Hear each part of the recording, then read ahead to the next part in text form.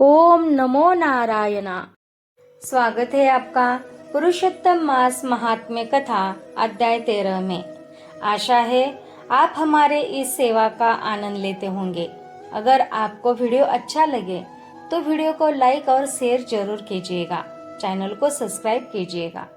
तो चलिए बढ़ते हैं पुरुषोत्तम मास महात्म्य का 13वां अध्याय। ऋषि लोग बोले, हे सुत, हे महाभाग, हे सूत, हे बोलने वालों में श्रेष्ठ, पुरुषोत्तम के सेवन से राजा द्रुढ़धन्वा शोभन राज्य, पुत्र आदि तथा पतिव्रता श्री को किस तरह प्राप्त किया और योगियों को भी दुर्लभ भगवान के लोक को किस तरह प्राप्त हुआ। हे तात, आपके मुख कमल से बार बार कथा सार सुनने वालों हम लोक को अमृत पान करने वालों के समान कथा अमृत पान से तृप्ति नहीं होती है। इस कारण से इस पुरातन इतिहास को विस्तार पूर्वक कहिए। हमारे भाग्य के बल से ही ब्रह्मा ने आपको दिखलाया है। सूत जी बोले, हे विप्र लोग, सनातन मुनि नारायण ने इस पुरातन इतिहास को नारद जी के प्रति कहा है। वही इतिहास इस समय मैं आप लोगों से कहता हूँ। मैंने जैसा गुरु के मुख से राजा द्रुढ़धन्वा का पापनाशक चरित्र पढ़ा है, उसको सब मुनि श्रवण करें। श्री नारायण बोले, हे ब्राह्मण नारद सुनिए, मैं पवित्र करने वाली गंगा के समान राजा द्रुढ़धन्वा की सुंदर तथा प्राचीन कथा कहूँगा। है देश का रक्षक, श्रीमान बुद्धिमान तथा सत्य पराक्रमी चित्रधर्मा नाम का एक राजा था। उसको द्रुढ़धन्वा नाम से प्रसिद्ध अति तेजस्वी, सब गुणों से युक्त, सत्य बोलने वाला, धर्मात्मा और पवित्र आचरण वाला पुत्र हुआ। कान तक लंबे नेत्र वाला, चौड़ी छाती वाला, बड़ी भुजा वाला, महातेजस्वी वह राजा द्रुढ़धन्वा प्रशस्त गुण समूह के साथ साथ बढ़ता गया। वह चतुर राजा द्रुढ़धन्वा प्रसन्नता के साथ गुरु के मुख से एक बार कहने मात्र से पूर्व में पढ़े हुए के समान व्याकरण आदि 6 अंगों के साथ 4 वेदों का अध्ययन कर गुरु को दक्षिणा देकर और विधि पूर्वक उनकी पूजा कर बुद्धिमान राजा गुरु की आज्ञा से पिता चित्रधर्मा के पुर को गया। अपने नगर में वास करने वाले प्रजा वर्ग के नेत्रों को आनंदित करता हुआ जिस पुत्र को देखकर राजा चित्रधर्मा भी अत्यंत हर्ष को प्राप्त हुआ। पुत्र जवान हो, संपूर्ण धर्म को जानने वाला हो और प्रजा पालन में समर्थ हो, इससे बढ़कर 4 शून्य इस संसार में और क्या है, अर्थात कुछ नहीं है। अब मैं 2 भुजा वाले, मुरली वंशी को धारण करने वाले, प्रसन्न मुख वाले, शांत तथा भक्तों को अभय देने वाले श्री कृष्ण चंद्र के आराधना करता हूँ। जिस तरह ध्रुव, अम्बरीश, शरधाती, ययाति, प्रमुख राजा और शिवी, रंतिदेव, शशबिंदु, भगीरथ, भीष्म, विदुर, दुष्यंत और भरत, पृथु, उत्तानपाद, प्रहलाद, विभीषण, ये सब राजा तथा अन्य राजा लोग भी अनेकों लोगों को त्याग कर इस अनित्य शरीर से पुरुषोत्तम भगवान का आराधन कर नित्य विष्णु पद को चले गए।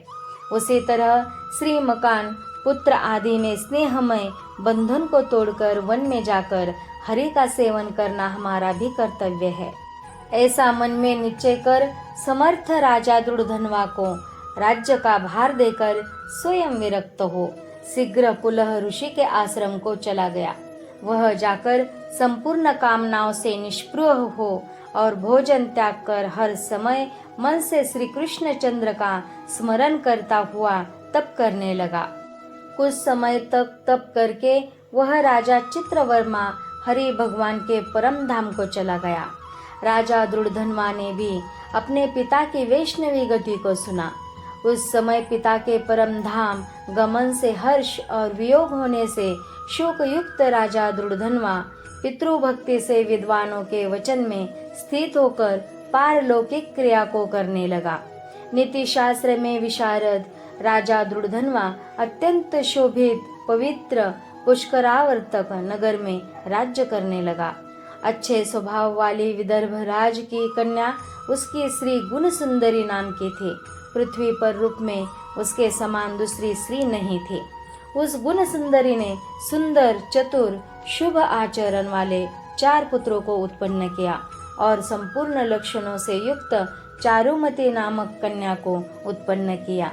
चित्रवाक, चित्रवाह, मणिमान और चित्रकुंडल नाम वाले वे सब बड़े मानी शूर अपने अपने नाम से पृथक विख्यात होने लगे।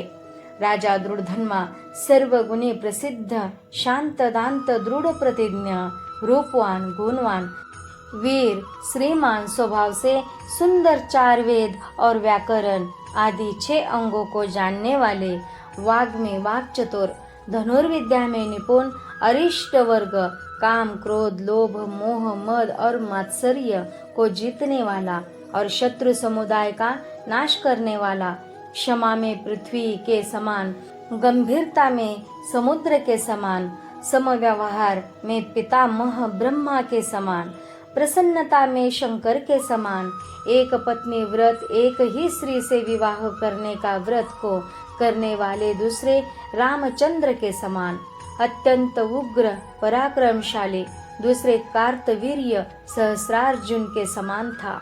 नारायण बोले, एक समय रात्रि में शयन किए हुए उस राजा दृढ़धन्वा को चिंता हुई कि अहो, यह वैभव संपत्ति किस महान पुण्य के कारण हमें प्राप्त हुआ है। न तो मैंने तप किया, न तो दान दिया, न तो कहीं पर कुछ हवन ही किया। मैं इस भाग्योदय का कारण किससे पूछूं? इस प्रकार चिंता करते ही राजा दृढ़धन्वा की रात्रि बीत गई। प्रातः काल ब्रह्मा मुहूर्त में उठकर विधि पूर्वक स्नान कर उदय को प्राप्त सूर्य नारायण का उपस्थान कर भगवान की कला की पूजा कर अर्थात देव मंदिरों में जाकर देवता का पूजन कर ब्राह्मणों को दान देकर तथा नमस्कार करके घोड़े पर सवार हो गया। उसके बाद शिकार खेलने की इच्छा से शीघ्र वन को गया। वहां पर बहुत से मृग, वराह, सिंह और गवैयों का शिकार किया। उसी समय राजा दृढ़धन्वा के बाण से घायल होकर कोई मृग बाण सहित शीघ्र एक वन से दूसरे वन को चला गया। रुधिर गिरे हुए मार्ग से राजा भी मृग के पीछे गया, परंतु मृग कहीं झाड़ी में छिप गया और राजा उस वन में उसे खोजता ही रह गया। पिपासा यानी प्यास से व्याकुल उस राजा ने समुद्र के समान एक तालाब को देखा। वही जल्दी से जाकर और पानी पीकर तीर पर चला गया। वहां घनी छाया वाले एक विशाल वट वृक्ष को देखा। उस वृक्ष की जटा में घोड़े को बांधकर राजा वहीं बैठ गया। उसी समय वहां पर कोई एक परम सुंदर सूंगा राजा को मोहित करने वाली तुलना रहित मनुष्यवाणी को बोलता हुआ आया।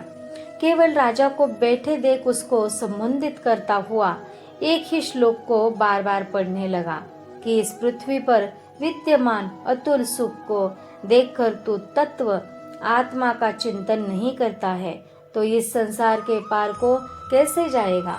बार बार इस श्लोक को राजा दृढ़धन्वा के सामने पढ़ने लगा।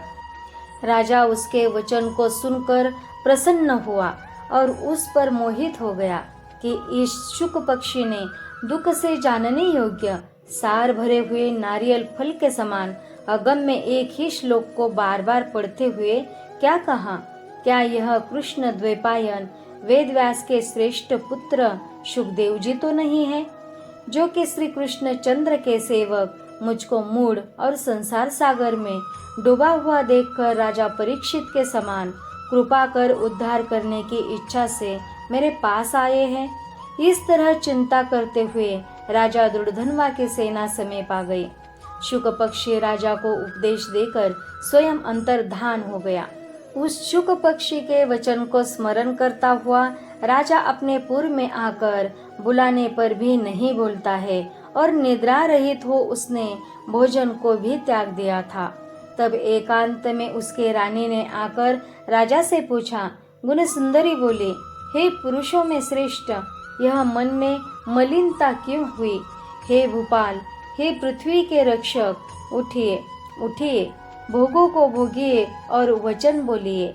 देवताओं से भी दुख से जानने योग्य उस शुक पक्षी के सत्य वचन का स्मरण करता हुआ रानी गुण सुंदरी के प्रार्थना करने पर भी राजा दुर्धनवा कुछ नहीं बोला।